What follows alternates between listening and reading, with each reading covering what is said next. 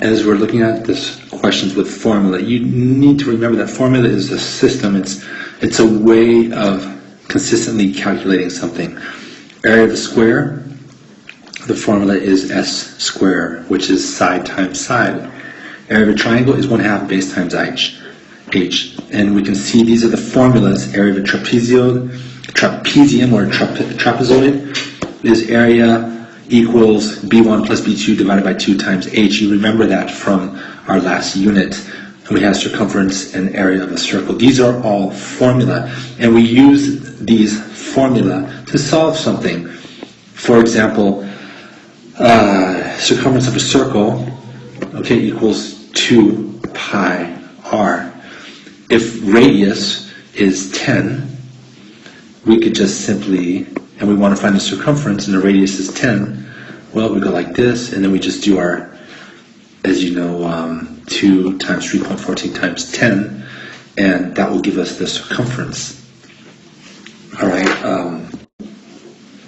and in this case, that would give us a circumference of 6283.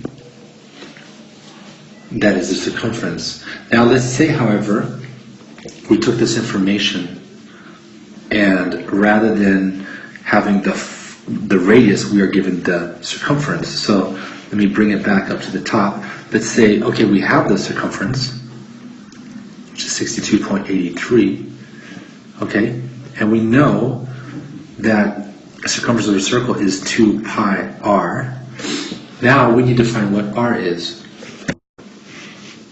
This is when a formula is really useful because we know, well, the circumference of a circle is 2 pi r. So here we know that circumference is 62.83 equals 2 pi r. And we need to find what is r, what is the radius. Well, all we have to do now is do the inverse of these operations. How do we get rid of these two things? Well, we can simply do the opposite of multiplying, which is dividing. And we do the same thing on the other side. That leaves us with r by itself. And our answer will be 62.83 divided by 2 times 3.14. And when we do this equation, divided by 2 times pi, which is 6.28, we get our radius, which in this case will be 10. And there you go. So we've used the formula to solve the missing letter. Let's look at this problem here. The final speed of a car is given by the formula. So here we have our formula, u plus at. And they've given us all the information we need. And they've given us the question, find v. So we don't know what v is, but we know what the other things are. We know that u, initial speed, is 15 meters per second. We know that acceleration is 0.2 meters per second square, and that the time is 30 seconds. Okay? And when you have two letters like this in a formula, that means we are multiplying those letters. So for example, AS is A times S, or 2 and 3 would be 2 times 3. T3 would be T times 3. So we have V equals U plus AT, A times T. We have our volume,